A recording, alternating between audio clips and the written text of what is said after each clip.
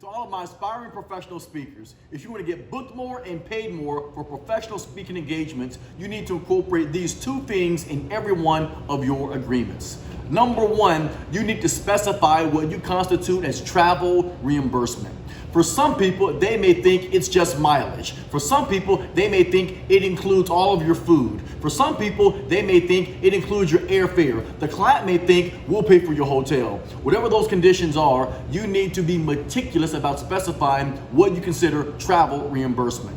Number two, you need to specify your payment conditions. Whether you use Cash App, Venmo, fax, charge, PayPal, it doesn't matter how you receive payment. What matters is, can your client adhere to paying you in the way that you request? So you need to specify how you want to get paid and make sure the client is in agreement.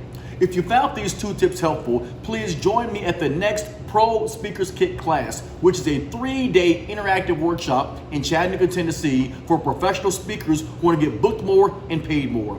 To register for Pro Speakers Kit, go to my website at vincentphipps.com or go to eventbrite.com and just type in my name in the search engine, Vincent Phipps or Pro Speakers Kit. And I'll see you at Amplifying the Lives of Others as a paid professional speaker.